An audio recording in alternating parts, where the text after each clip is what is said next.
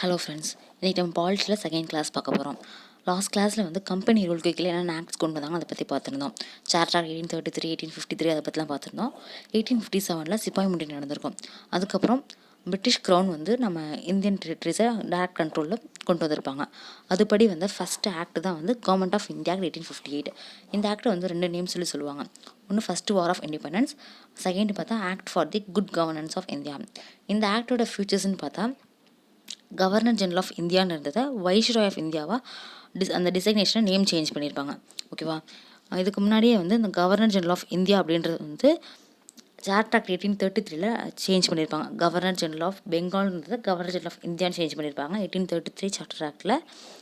இந்த government of India act 1858 governor general of இந்தியாவை viceroy of இந்தியான்னு சொல்லி நேம் சேஞ்ச் பண்ணியிருப்பாங்க. அப்படி வந்து ஃபஸ்ட்டு வைஸ்ராய் தான் யாருன்னா லார்ட் கேனிங். அதுக்கப்புறம் வேறு என்ன பண்ணியிருப்பாங்கன்னு பார்த்தா court of directors, board of கண்ட்ரோல்னு சொல்லி பிட்ஸ் இந்தியா ஆக்டில் ரெண்டாக பிரிச்சிருப்பாங்க. கமர்ஷியல் அஃபேர்ஸ் தனியாகவும் பொலிட்டிக்கல் அஃபேர்ஸ் தனியாகவும் பார்த்துக்கிறதுக்காக ரெண்டாக பிரிச்சிருந்தாங்க. அந்த ரெண்டு போர்டையும் அபாலிஷ் பண்ணியிருக்காங்க. அதுக்கப்புறம் நியூவாக செக்ரட்டரி ஆஃப் ஸ்டேட்னு சொல்லி ஒரு ஆஃபீஸ் க்ரியேட் பண்ணியிருப்பாங்க. அவர் யாருன்னா வந்து பிரிட்டிஷ் கேபினெட்டில் ஒரு மெம்பர். அதுக்கப்புறம் பிரிட்டிஷ் அந்த பார்லிமெண்ட்டில் நம்ம இந்தியாவை ரெப்ரசென்ட் பண்ணி அவர் இருப்பார். அவருக்கு அசஸ் பண்ணுறதுக்காக ஒரு 15 மெம்பர் கவுன்சில் வந்து ஒன்று க்ரியேட் பண்ணியிருப்பாங்க. அந்த கவுன்சில் பார்த்தா வெறும் அட்வைசரி பாடி. அந்த கவுன்சிலோட சேர்மன் யாருன்னா செக்ரட்டரி ஆஃப் ஸ்டேட். இந்த ஆக்ட் வந்து என்ன தான் வந்து நம்ம கவர்மெண்ட்டு சிஸ்டம் ஆஃப் கவர்மெண்ட்டில் எந்த சேஞ்சும் பண்ணியிருக்காது, பட் அட்மினிஸ்ட்ரேட்டிவ் மிஷினரியில் வந்து நிறையாவே இம்ப்ரூவ் பண்ணியிருக்குன்னு சொல்லியிருப்பாங்க. ஓகேவா? Government of India act 1858. Next நம்ம பார்க்க போகிற ஆக்ட் வந்து இந்தியன் கவுன்சில்ஸ் ஆக்ட் ஆஃப் 1861. இந்த ஆக்ட் படி பார்த்தா இந்தியன்ஸையும் கொஞ்சம் லா மேக்கிங் ப்ராசஸில் இன்க்ளூட் பண்ணலான்னு சொல்லிட்டு முடிவு எடுத்திருப்பாங்க. அதுபடி வைஸ்ராய் வந்து இந்தியன்ஸை வந்து நான் அஃபிஷியல் மெம்பர்ஸில் ஆட் பண்ணியிருப்பாங்க. ஓகேவா? கவுன்சில், அதாவது வைஸ்ராயோட லெஜிஸ்லேட்டிவ் கவுன்சிலில் ஒரு 3 மெம்பர்ஸை நான் அஃபிஷியல் மெம்பர்ஸை ஆட் பண்ணியிருப்பாங்க. அது யாருன்னு பார்த்தா Raja of Benares, Maharaja of Patiala and sir Dinkar Rao. இந்த 3 பேர் தான் ஆட் பண்ணியிருப்பாங்க. ஓகேவா? எக்ஸிக்யூட்டிவ் கவுன்சில், லெஜிஸ்லேட்டிவ் கவுன்சிலில் நான் அஃபிஷியல் மெம்பர்ஸை ஆட் பண்ணியிருப்பாங்க. அதுக்கப்புறம் இதுக்கு முன்னாடி 1833 ஆக்டில் வந்து பாம்பே, மெட்ராஸ் அந்த ரெண்டு கவர்மெண்ட்டோட லெஜிஸ்லேட்டிவ் பவர்ஸை வந்து டிப்ரைவ் பண்ணி அதை வந்து கவர்னர் ஜெனரல் ஆஃப் இந்தியாவுக்கு கொடுத்துருப்பாங்க. இந்த ஆக்டில் என்ன பண்ணியிருக்காங்கன்னு பார்த்தா அது அந்த லெஜிஸ்லேட்டிவ் பவர்ஸை அவங்களுக்கு திருப்பி கொடுத்துட்டாங்க.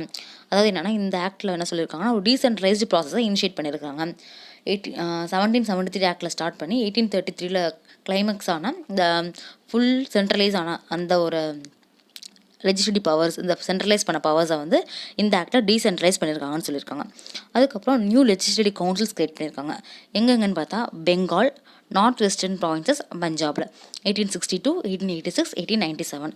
அதுக்கப்புறம் ப்ரெசன்ட் கவர்மெண்ட்டில் இருக்கிற மாதிரி போர்ட்ஃபோலியோ சிஸ்டம் பண்ணி இன்ட்ரடியூஸ் பண்ணியிருக்காங்க. அதாவது ஒவ்வொரு துறையாக பிரித்து ஒவ்வொரு மினிஸ்ட்ரி கீழே கொடுக்குற மாதிரி அந்த இந்தியன் கவுன்சில்ஸ் ஆக்ட் 1861 போர்ட்ஃபோலியோ சிஸ்டமை 1859 லார்ட் கேனிங் வந்து இன்ட்ரடியூஸ் பண்ணியிருக்காரு. அதுக்கப்புறம் வைஸ்ராய்க்கு வந்து சம் எக்ஸ்ட்ராடனரி பவர்ஸ்லாம் கொடுத்துருக்காங்க. சம் சுச்சுவேஷன்ஸில் அவருக்குன்னு வந்து ஒரு எமர்ஜென்சி சுச்சுவேஷனில் அவருக்காக வந்து ஒரு ஆர்டினன்ஸ் மேக்கிங் பண்ணுற பவரை வந்து அவருக்கு கொடுத்துருக்காங்க. அதுக்கப்புறம் வைஸ்ராய்க்கு வந்து ஒரு டே டு டே டிரான்சாக்ஷன்ஸ் அந்த மாதிரியான அதுக்கெலாம் நிறைய ரூல்ஸ் ஆர்டர்ஸ்லாம் மேக் பண்ணுறதுக்கு அந்த பவரும் வைஸ்ராய்க்கு கொடுத்துருக்குறாங்க. அதுக்கு அடுத்து பார்த்தா 1892 ஆக்ட், இந்தியன் கவுன்சில்ஸ் ஆக்ட் 1892. இந்த ஆக்ட் படி பார்த்தா இதுக்கு முன்னாடி வரைக்கும் வந்து அந்த council provincial legislative council, central legislative கவுன்சிலில் மெம்பர்ஸ் இன்னும் கம்மியாக தான் இருப்பாங்க. இந்த ஆக்ட் படி என்ன பண்ணியிருக்காங்க, அடிஷ்னல் மெம்பர்ஸ் வந்து இன்க்ரீஸ் பண்ணியிருக்காங்க. ஆனால் வந்து அதில் அஃபிஷியல் மெஜாரிட்டியை மெயின்டைன் பண்ணியிருப்பாங்க. அஃபிஷியல் மெஜாரிட்டி, நான் அஃபிஷியல் மெஜாரிட்டி என்னென்னு பார்த்தா ஒரு 100 மெம்பர்ஸ் இருக்கிறாங்கன்னா அதில் வந்து ஒரு 50 மெம்பர்ஸை வந்து நான் அஃபிஷியலாக வச்சுருப்பாங்க. என்ன தான் வந்து ஏதாச்சும் ஒரு பில் பாஸ் பண்ணாவோ ஏதாச்சும் ஒரு தீர்மானம் வேணும்னா கூட அஃபிஷியல் வந்து மெம்பர்ஸ் அதிகமாக இருந்தாங்கன்னா அவங்க எடுக்கிற முடிவு தான் ஃபைனல் கடைசி முடிவாக இருக்கும். ஓகேவா? அதான் இந்த இதில் வந்து அஃபிஷியல் மெஜாரிட்டியை ரீட்டைன் பண்ணியிருக்கிறாங்க. அதுக்கப்புறம் பவரை என்ன பவர் கூட எக்ஸ்ட்ரா கொடுத்துருக்காங்கன்னு பார்த்தா பட்ஜெட்டை டிஸ்கஸ் பண்ணுற பவர் வந்து இந்த ஆக்டில் கொடுத்துருக்குறாங்க. ப்ரீவியஸ் ஆக்ட்ஸில் வந்து ஒரு மெம்பராக வந்து வெறும் மெம்பர்ஸாக ப்ரெசென்ட் ஆகிருப்பாங்க. சொல்லுது அவங்களுக்கு வேறு எந்த பவர்ஸும் கொடுத்துருக்க மாட்டாங்க. இந்த ஆக்டில் வந்து அவங்களுக்கு பட்ஜெட்டை டிஸ்கஸ் பண்ணுற பவர் கொடுத்துருக்காங்க. நான் அஃபிஷியல் மெம்பர்ஸை எப்படி உள்ள நாமினேட் பண்ணணும்னு சொல்லி அவங்களே ஒரு சில ப்ரொவிஷன்ஸ் தான் கொடுத்துருக்காங்க. அதாவது சென்ட்ரல் லெஜிஸ்லேட்டிவ் கவுன்சிலில் வைஸ்ராய் வந்து நாமினேட் பண்ணுவார். அந்த வைஸ்ராய் வந்து யாரோட ரெக்கமெண்டேஷன் நாமினேட் பண்ணுவார் பார்த்தா provincial legislative council and Bengal chamber of commerce. அதே மாதிரி ப்ராவின்ஷியல் லெஜிஸ்லேட்டிவ் கவுன்சிலை எப்படி நாமினேட் பண்ணுவாங்கன்னு பார்த்தா district boards, municipalities, universities, trade associations, zamindars அவங்களோட ரெக்கமெண்டேஷனில் கவர்னர்ஸ் வந்து நாமினேட் பண்ணுவாங்க. ஓகேவா? இதெல்லாம் தான் 1892 ஆக்டில் என்னென்ன ஃபீச்சர்ஸ் கொண்டு வந்தாங்க, இதுதான் கொண்டு வந்திருக்காங்க. இதை என்ன தான் வந்து நிறைய பேர் வந்து நாமினேட்லாம் பண்ணியிருந்தாலும் இந்த ஆக்ட் எப்படி பார்த்தா எலெக்ஷன்ற ஒரு டேர்மை வந்து இவங்க யூஸ் பண்ணியிருக்கவே மாட்டாங்க. ஓகேவா? அதுக்கடுத்து வந்த ஆக்ட் தான் 1909 ஆக்ட். இந்த ஆக்டை வந்து மார்லி மின்டோ ரிஃபார்ம்ஸ் அப்படின்னு கூட சொல்லுவாங்க. இந்த இதில் பார்த்தா மார்லி தான் வந்து செக்ரட்டரி ஆஃப் ஸ்டேட்டாக இருப்பார், மின்டோ வந்து வைஸ்ராயாக இருப்பார். இந்த ஆக்டோட ஃபியூச்சர்ஸ்னு பார்த்தா இந்த ஆக்டில் வந்து அந்த லெஜிஸ்லேட்டிவ் கவுன்சிலோட சைஸை வந்து இன்னும் இன்க்ரீஸ் பண்ணியிருப்பாங்க. அதாவது சென்ட்ரல் லெஜிஸ்லேட்டிவ் கவுன்சிலில் வந்து 16 இருந்த சைஸை வந்து 60க்கு இன்க்ரீஸ் பண்ணியிருக்காங்க. ப்ராவின்ஷியல் லெஜிஸ்லேட்டிவ் கவுன்சில்ஸில் வந்து சைஸ் வந்து ஒரு யூனிஃபார்மாக கிடையாது. அதே மாதிரி சென்ட்ரல் லெஜிஸ்லேட்டிவ் கவுன்சில் வந்து அஃபிஷியல் மெஜாரிட்டியை மெயின்டைன் பண்ணியிருக்காங்க. ஆனால் ப்ராவின்ஷியல் லெஜிஸ்லேட்டிவ் கவுன்சிலில் நான் அஃபிஷியல் மெஜாரிட்டி தான், அந்த நான் அஃபிஷியல் மெம்பர்ஸ் தான் அதிகமாக இருந்திருக்கிறாங்க. அதுக்கப்புறம் இந்த 1909 ஆக்டில் வந்து அந்த மெம்பர்ஸ்லாம் வந்து ஒரு சப்ளிமெண்ட்ரி கொஸ்டின்ஸ்லாம் வந்து ஆஸ்க் பண்ணுறதுக்கு அந்த பவர் கொடுத்துருக்குறாங்க.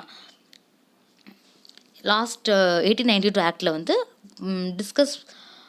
எதை டிஸ்கஸ் பண்ண பவர் கொடுத்துருப்பாங்கன்னா பட்ஜெட்டை வந்து டிஸ்கஸ் பண்ணுற பவர் கொடுத்துருப்பாங்க. இந்த ஆக்டில் வந்து சப்ளிமெண்ட்ரி கொஸ்டின்ஸை வந்து ரைஸ் பண்ணுறதுக்கான பவர் கொடுத்துருக்காங்க.